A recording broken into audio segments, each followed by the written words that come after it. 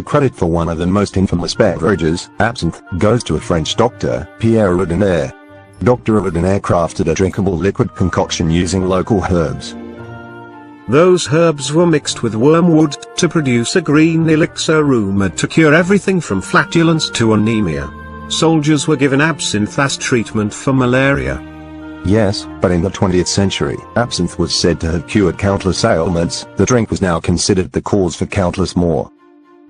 In the early 1900s, epilepsy, tuberculosis, and madness were the rumored effects of the absinthe.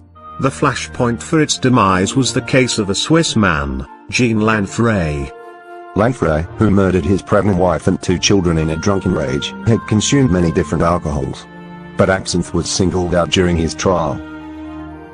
The ensuing moral panic led to absinthe drinkers being seen as dangerous addicts as opposed to fashionable intellectuals, and the near worldwide ban on absinthe kept it out of the public's reach for decades. It wasn't until the 1990s that absinthe resurfaced out of rumor and speculation. Wormwood, one of the root ingredients of absinthe, was found to have some of the health benefits that French soldiers knew of in the early 1800s.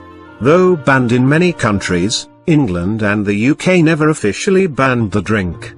Even more interesting were the loopholes that some used to get access to absinthe. In France, liquors clearly labeled as absinthe was still banned, but wormwood-based liquors were still allowed.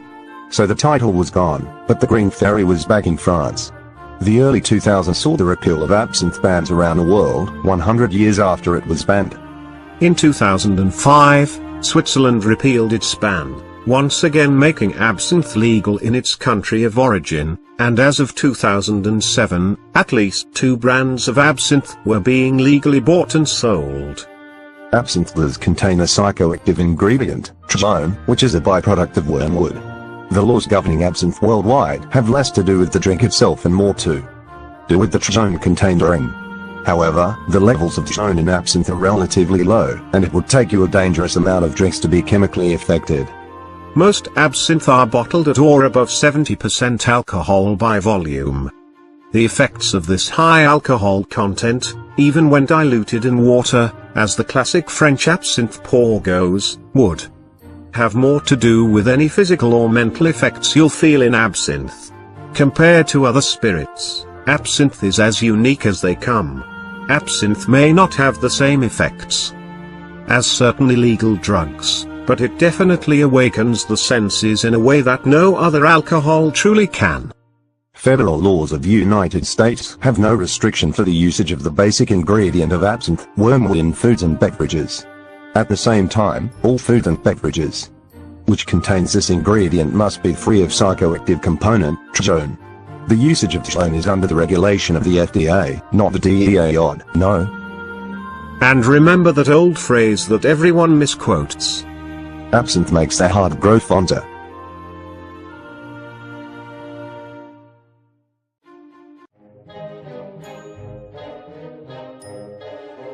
Absinthe is traditionally made on the basis of distilled spirits, water and various plant components.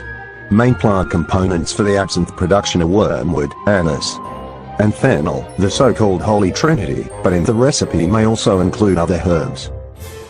There are many regulations for governing the classifications and labeling of most alcoholic beverages. Since absinthe is only recently re-emerging, the system is not complete. Due to popular treatises, dating from 19th century, absinthe has to be categorized into only several grades of strength and quality.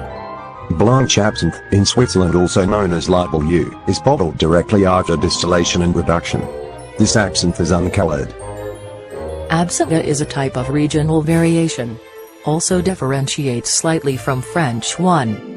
Bohemian-style absinthe is made without anise and is described as a bitter made of wormwood. Beside of given classification, absinthe could be recognized by its color. The basic colors of absinthe are green, yellow, red and black. Green is the most popular. Almost every absinthe producer makes this type of absinthe.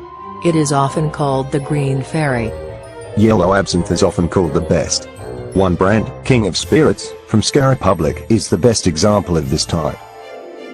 red absinthe is a beverage with pomegranate extract giving light red color and unique aftertaste. An excellent example for this type of absinthe is absinthe red tunal. Black absinthe is made, unlike the others, not of leaves, but of the roots of wormwood. Green is the most common color of absinthe, but is in the middle of the potency range. It is usually between 120 and 140 proof. Red and black absinthe are the strongest. It is not uncommon to see a 140 to 170 proof absinthe in these colors. Whoa, Donnie, mate. Procedure for preparing portions of absinthe can be compared with the rituals of serving tequila. Since some absinthe is upwards of 80% alcohol, drink it straight can cause insanity. Not quite. But it is powerful. It is necessary to have a tall glass, preferably wide open at the pouring end, a special slotted spoon, ice cold water and a lump of sugar to serve.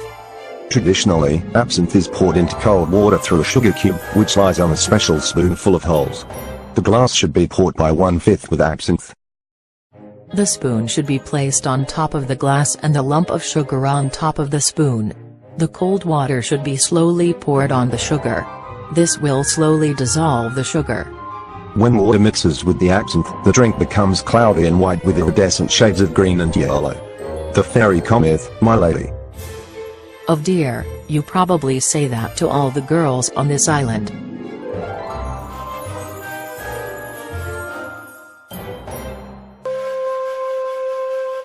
I am seeing your chain, and I'm so ill. This is a warning, I can't be killed. All in your cabeza, without a chaser. Not another teacher with this much flavor. Get your hands up for Espanol, the Spanish evil genius.